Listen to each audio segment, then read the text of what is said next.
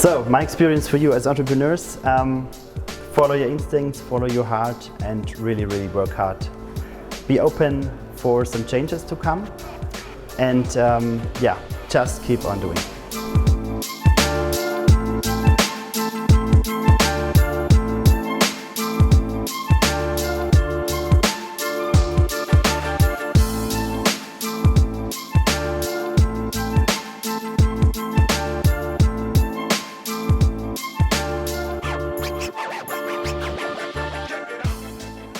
Hello to Faces of Munich Video Talks. Our today's guest is Daniel Niederberger. He is Managing Director, Advisor and Investor at his own company, New Mobility Business here in Munich. He is also keynote speaker, gives lecture at the university and is a mentor for startup teams. Daniel started his business 5 years ago. He is engaged in premium automotive industry and startup sector for almost 15 years with proficiency in automotive markets and future mobility with focus on strategy, transformation and innovation. Thank you, Daniel, for joining us today. Thank you, Nicoletta. It's a pleasure to be here. Why did you build up your company?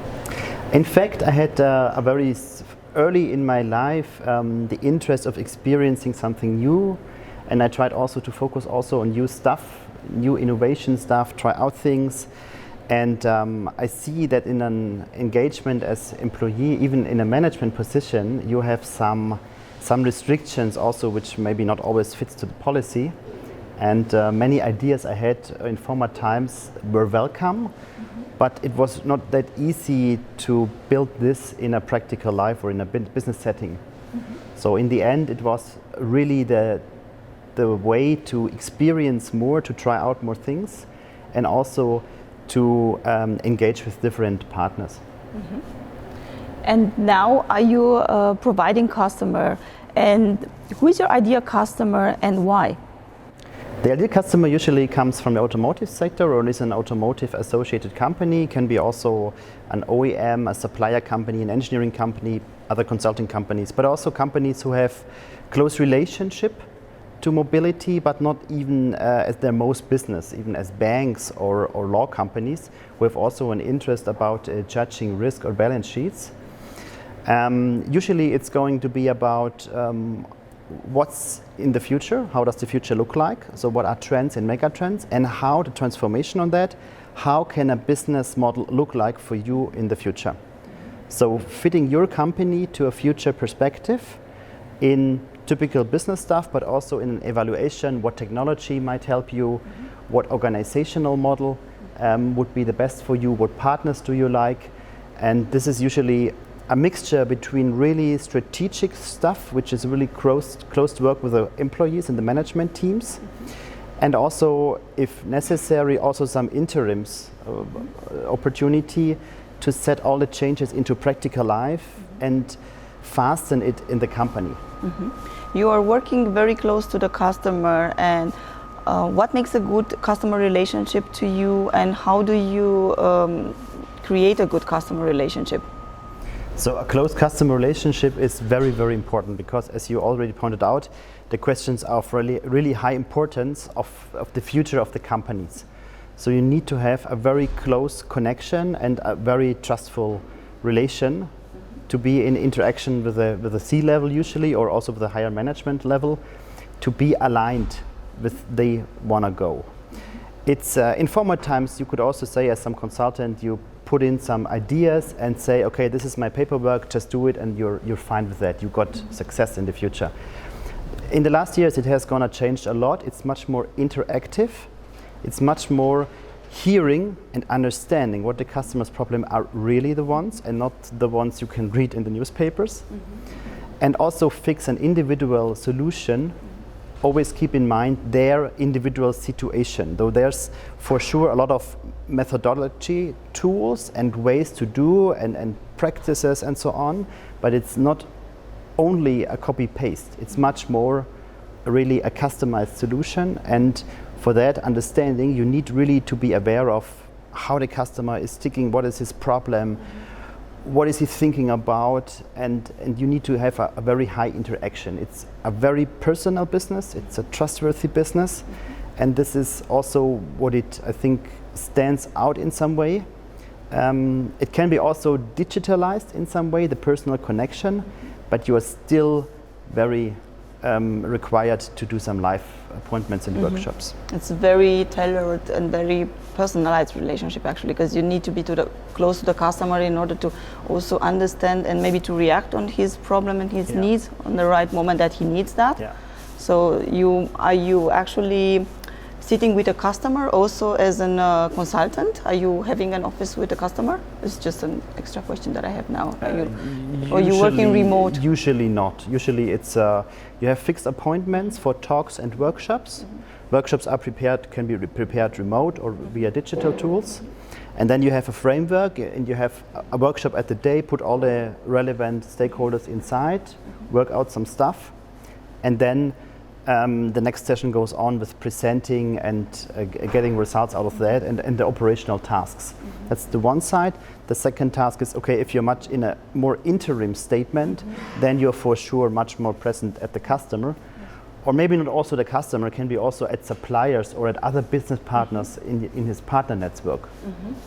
You are already established your business 5 years ago, but you're even longer on the market with other topics. What makes you still carrying on, because it wasn't always that easy maybe, and what keeps you still going on, makes you carry on and drives you? Okay, that's an interesting question I've asked many times.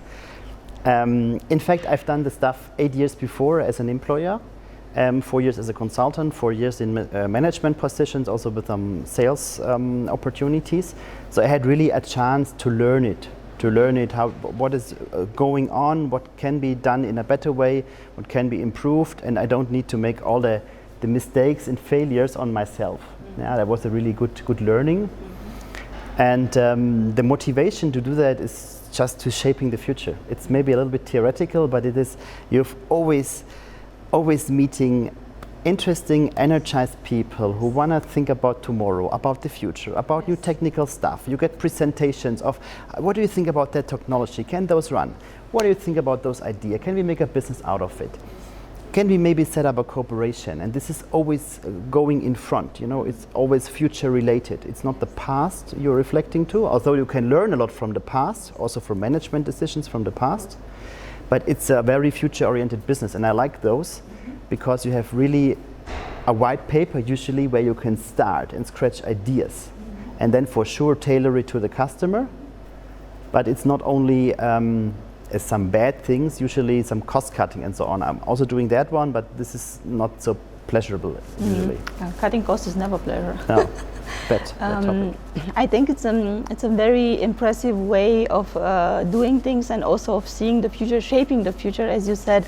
This brings me also to my next question is, what is from your point of view the one thing, your secret ingredient that made you being so successful, or that from your point of view you think brought you today to this moment?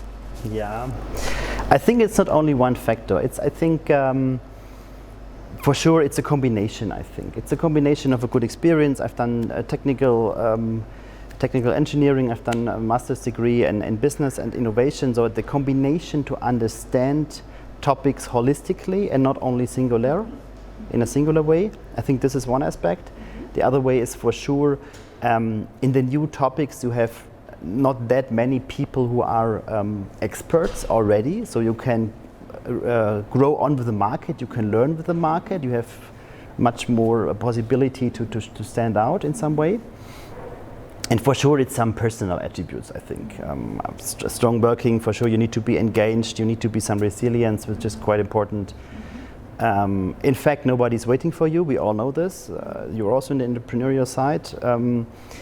You need to deliver very good results, and on a long time, permanently, then you have really a good chance at the market.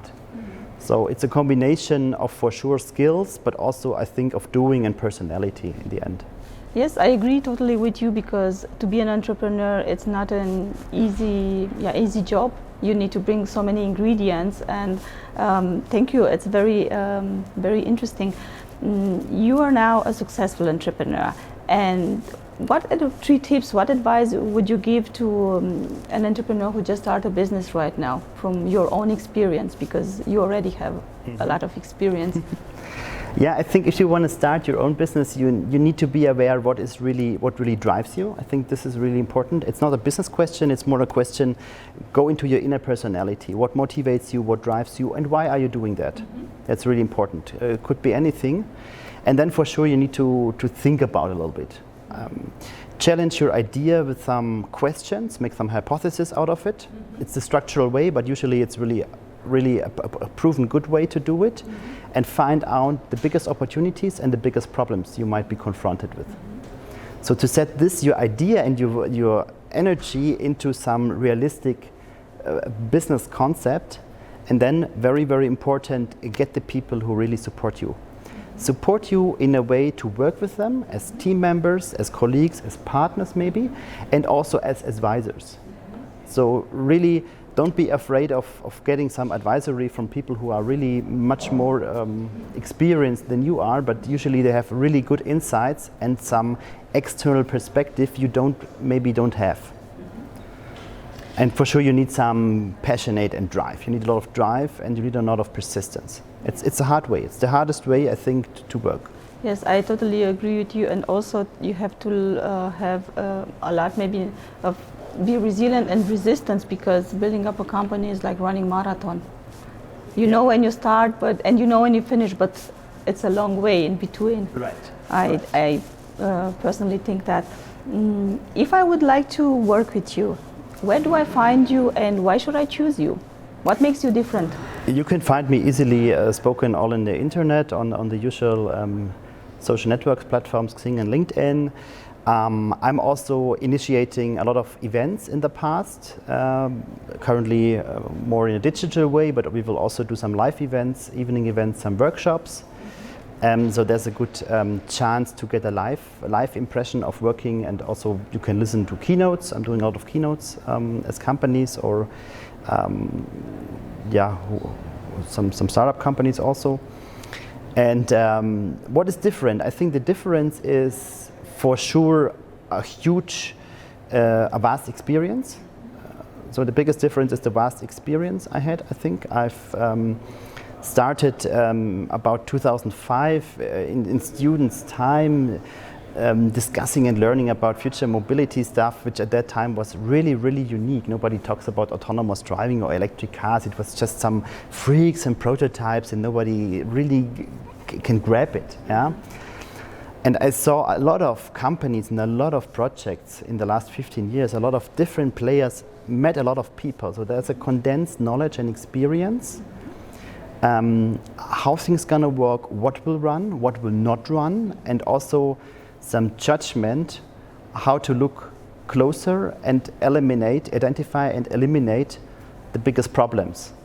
That's a question of experience, but also a question of, I think, innovativeness and also initiate something new. So I would say usually I describe it as the mixture of technology, understanding, business, and the organizational stuff. You need to be a holistic view of that three arguments and these three areas to have really a holistic result. And I think this is really what new mobility business covers really good. Mm-hmm.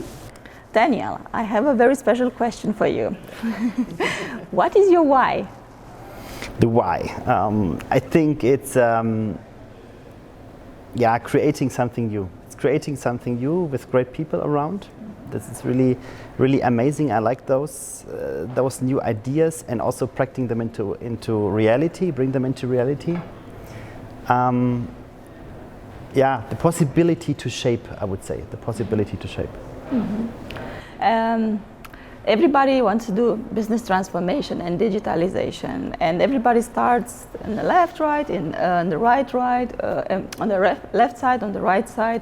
But what is, from your experience, a proper way, a good way to start a transformation project? What do you think is needed in order to succeed a transformation process, or to bring a transformation process from start to a good end?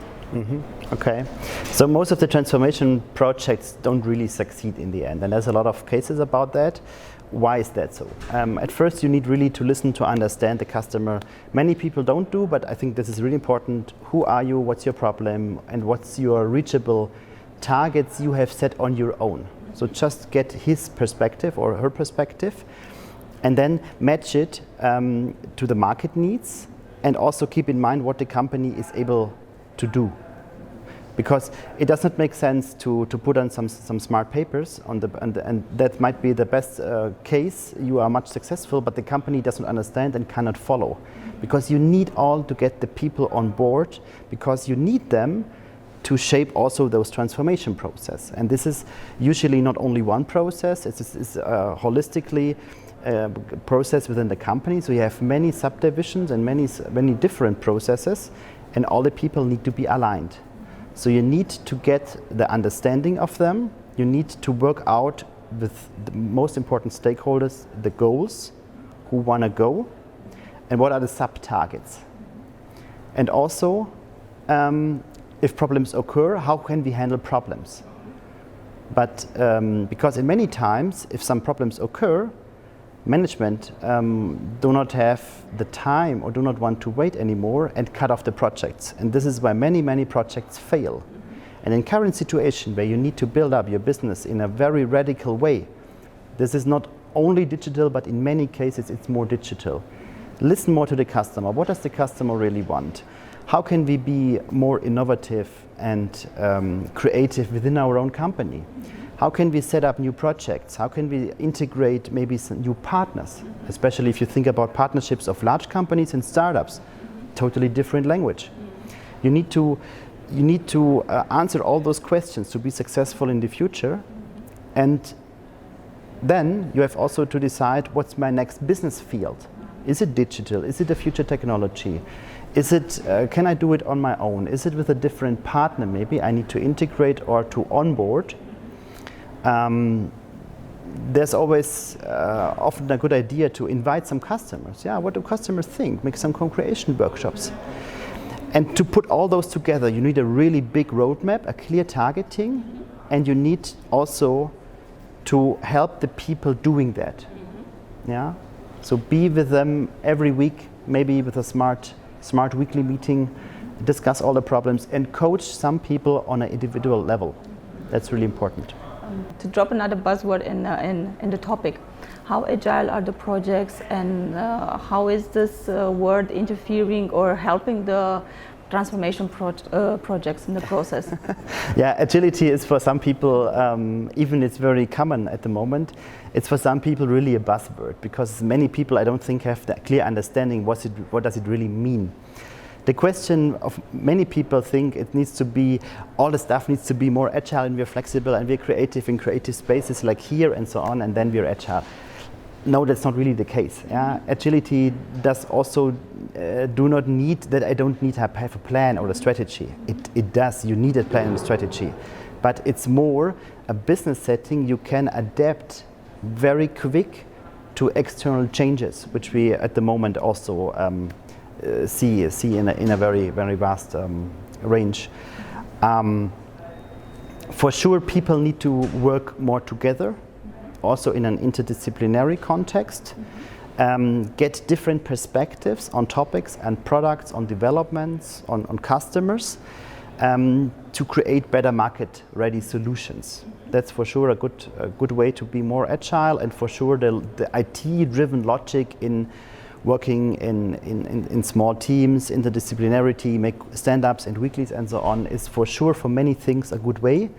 But in the end, it's not only a way to set up this stuff in teams, which many companies do, but also to expand it to the total company. For sure, it does not make sense to be agile in some departments. Yeah, if you want to get your paycheck every month, there's no need for agility. It's just your paycheck. It's a simple process all the time. But if you are much more to a customer, to product development, to selling, to interaction, even to service business, it's really good if you work in a more agile environment. And the difficulty of the companies is also to bring those worlds together. You have separate some divisions who work in the new world, creative, agile, innovative, and so on. Also all the labs you can see around are in that area. And you have the rest of the company, I would say, which is usually bringing still the money in. You need to adapt those together. And this is usually from an organizational point of view really, really difficult, because they have also the management guys and the employers have usually different targets to reach. And this does not fit in most of the cases. So usually you need also to bring those together, some interface roles, I would say, to translate between both worlds. Also a very good idea is to set some OKRs, objective key results, to get also some fixed targets, but also have some flexibility and adaptiveness to the market. Where and how do you see your role in this process? From new mobility business? Yes. And new mobility business is providing even the strategic part. So what does the future look like? How can we make new business? How can we set up new chances, new partnerships? How can we earn money tomorrow? This is more the strategic part, which usually comes up front. And then we go also in an operational part, because you have the biggest credibility in the market if you can do both. To set up really on a team or organizational level. So go in with the teams, moderate some workshops, create new products, set up new partnerships, even if necessary, coach some single persons to be more fit in those processes. And also to diminish some conflicts which usually always come up. Thank you very much for responding all my questions and for being here today with us. It's very interesting. I could ask and hear, and thanks, Nicoletta. We could do a workshop out of this. The pleasure is on my side, yeah? Thanks. Yes.